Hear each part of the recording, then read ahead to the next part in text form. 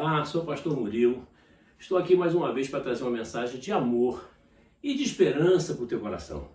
Carta aos Romanos, sabedoria de Deus.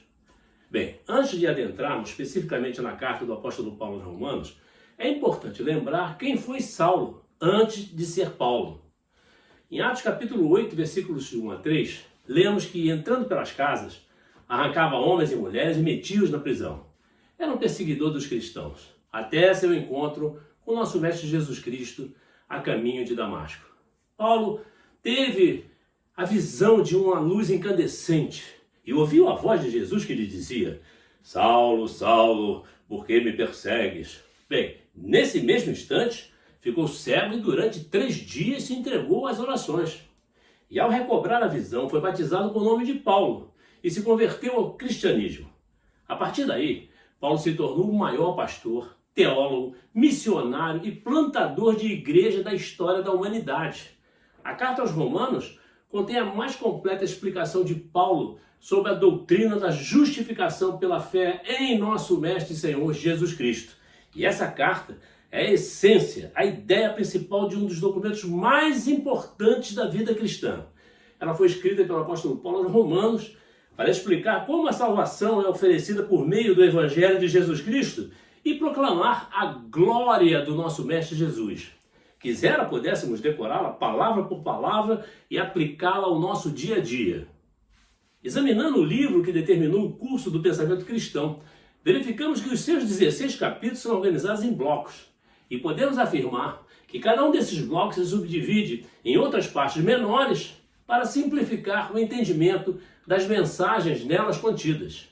Examinando sua Bíblia, você poderá identificar cada um desses blocos principais através dos respectivos temas. O prefácio compreende um pequeno texto em Romanos capítulo 1, versículos de 1 a 15, que proporciona uma noção geral daquilo que será abordado nesse maravilhoso livro. Em seguida, Paulo aborda o tema da salvação em nosso Mestre Jesus Cristo e posso afirmar que se trata do principal segmento da carta aos Romanos. Nesse passo, você encontrará a mensagem central de Paulo, que começa em Romanos capítulo 1, versículo 16, até o final de Romanos capítulo 8. São 7 capítulos que tratam da salvação em nosso Mestre Jesus Cristo. Em Romanos capítulo 8, versículos 16 e 17, Paulo deixa bem clara a ideia principal da sua carta, ou seja, a ideia da justificação pela fé. A partir de Romanos capítulo 1, versículo 18, até Romanos capítulo 3, versículo 20, Paulo deixa claro que todos os homens estão sob o julgamento de Deus e que Deus não faz acepção de pessoas em seu julgamento, em seu juízo. Todos seremos julgados a partir das nossas ações. Cada um dará conta de si mesmo.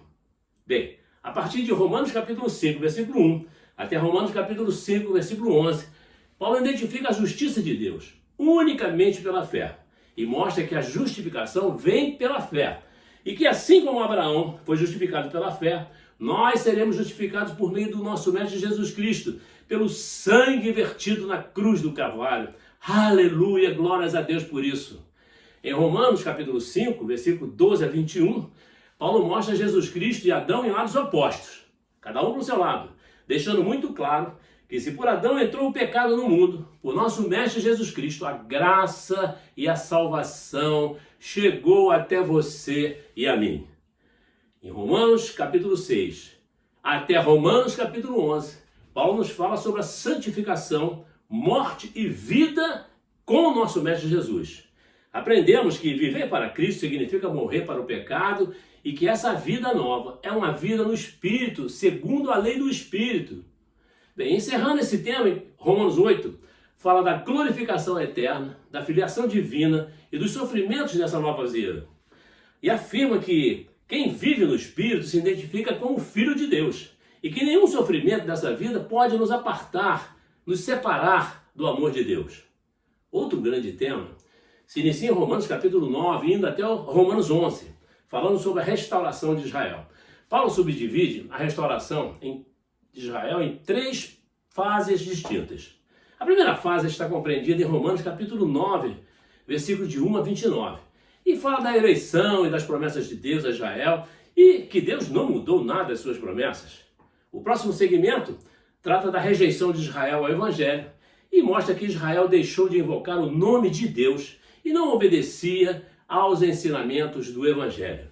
O tema da rejeição a Israel é tratado até o final de Romanos capítulo 10. Em capítulo 11, Paulo fala sobre a restauração de Israel, dizendo que pela misericórdia de Deus e pela fidelidade de alguns ao Evangelho, Deus olhou com misericórdia e Israel encontrou a salvação. Em Romanos capítulo 12 a Romanos capítulo 14, Paulo mostra a parte prática dos ensinamentos dessa carta, tratando da vida cristã e da conduta do cristão na igreja, na comunidade em que vive e como deve expressar o seu culto a Deus. Todas essas recomendações práticas se encontram exatamente em Romanos capítulo 12. Já em Romanos 13, de 1 a 7, Paulo fala da cidadania cristã, mostrando como deve ser o comportamento do cristão como cidadão, a observância das leis civis e a obediência às autoridades constituídas. Em seguida, e até o final de Romanos 13, Paulo fala do amor e afirma que o amor, como de fato é, a plenitude da lei. Paulo mostra que aquele que vive a lei do amor já cumpriu toda a lei. Já em Romanos 14, Paulo aborda o amor para com os irmãos, sobretudo quanto aos mais fracos na fé, e mostra que não devemos julgar os irmãos. Daí em diante, ou seja, de Romanos 15 e parte de Romanos 16, chegamos ao exame da parte final da carta aos Romanos, ou epílogo, ou seja, o resumo final dessa obra, trazendo algumas orientações e advertências.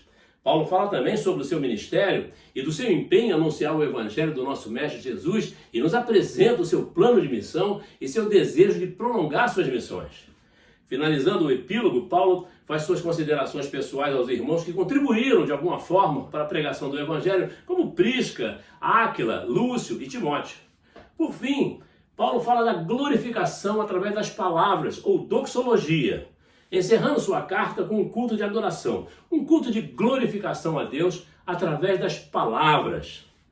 Olha, fico muito feliz em poder compartilhar com você esse modesto resumo da organização e estrutura da carta de Paulo aos Romanos. E rogo a Deus, em nome de Jesus, que esse nosso bate-papo de hoje possa ser de grande valia para você na sua vida cristã e na sua vida cidadã. Pronto, nosso bate-papo fica por aqui. Semana que vem tem mais, mas nunca esqueça, Pastor Murilo e a Pastora Marília amam você. Amém? Que Deus te abençoe e que você tenha uma excelente semana. Amém.